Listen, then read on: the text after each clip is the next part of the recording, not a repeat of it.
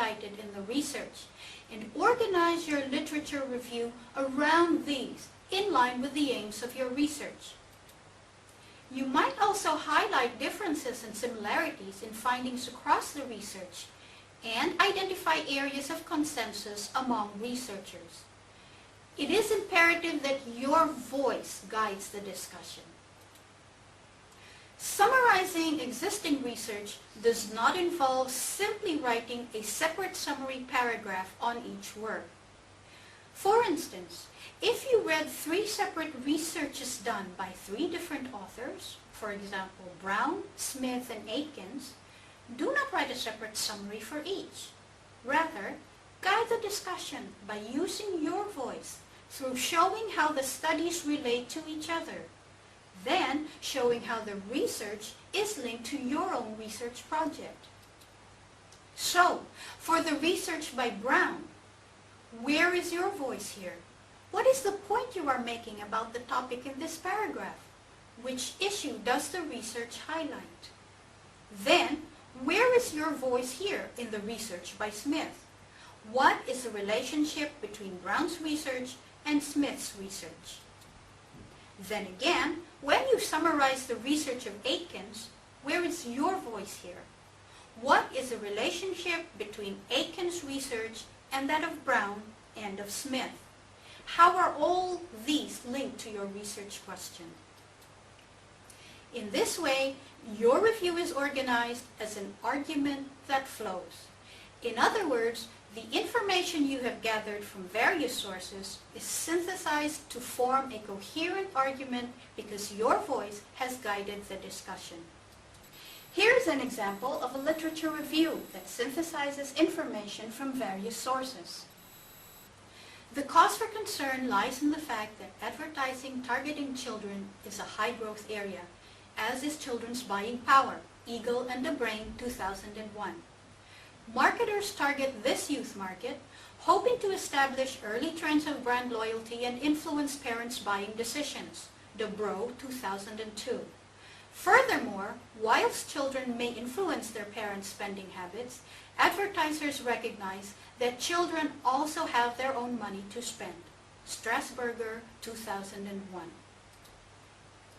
Let's look at another example from a literature review and note how the writer synthesized and critiqued the existing information on the chosen topic. Television advertising may influence children's nutrition practices, particularly in regard to food requests, purchases, and consumption. See, for example, Hutchinson Moynihan, 1998, Kotz and Story, 1994, Borzikowski and Robinson, 2001. Story and Faulkner, 1990, state that television exposure may impact on actual eating behavior. Similarly, Kotz and Story, 1994, note that television is such a ubiquitous medium that it is difficult to measure its behavioral effects. Their report concluded that it was not possible to prove that food advertisements aimed at children cause poor eating habits. Whilst these and other such studies report a positive correlation between television viewing and food requests, purchases and consumption, there is limited conclusive evidence to support a direct cause and effect relationship between the messages portrayed and the actual eating patterns of children. Note how the first part of the paragraph summarized and synthesized the studies previously done. Then, in the final sentence, the writer's voice came through as the works were critiqued. In synthesizing information from sources, you may use the following points as guide. Compare and contrast different authors' views on an issue. Group authors who draw similar conclusions. Criticize aspects of methodology. Note areas in which authors are in disagreement. Highlight exemplary studies. Highlight gaps in research. Show how your study relates to previous studies. Show how your study relates to the literature in general. Conclude by summarizing what the literature says. Earlier, I mentioned that it is essential that you also do a critical evaluation of the information. This, in effect, is critiquing the information you have. It is the ability to point out strengths and weaknesses in previous research in relation to your research topic. It is moving beyond a mere description of the research towards analysis and evaluation. Aside from your own critique, you may also use other writers' critiques in your discussion. So, how do we critically evaluate existing knowledge? First, move beyond description towards analysis and critique, as I mentioned previously. Have a look at this example. Smith and Jones, 2004, analyzed the content of advertisements on New Zealand television during a one-week period between the hours of 3 p.m. to 6 p.m. with the intention of examining the nutritional quality of food in television food advertisements targeted at children. They found that the majority of the food advertisements analyzed were for foods that were high in fat, sugars, and sodium. This is a description only of the study conducted by Smith and Jones.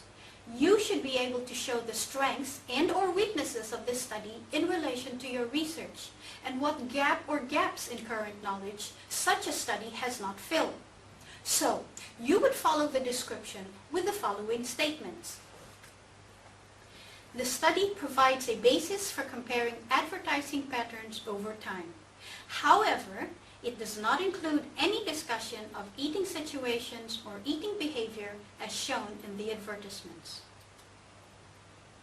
This critical analysis checklist may help with your evaluation. What is the main idea the writer is putting forward? Use abstracts and introductions to help you. What are the main points made to develop the idea? Pick out the main elements of the argument in the text. What kind of evidence is provided to support the points? What is the quality of this evidence? Do you agree with the writer's conclusion or conclusions? Was the text written in response to another text? What is the underlying theory? Does it develop a previous model further? Does it provide an entirely new model? What are the strengths and weaknesses of the model in relation to your research? What are the strengths and limitations of the study in relation to your research? Other factors to consider are sample size, research design, measures used, biases, extraneous or confounding variables. Designing a checklist will help you in evaluating written material and ensure consistency in your discussion. It also reduces your own biases. Another way to evaluate previous work is to do a methodological critique. Look at the methodology used and consider, for instance, sample size, randomized trials, reliability of the control group, and validity. For instance, you may ask if there is a lack of alternative methodologies used to understand the issue at hand.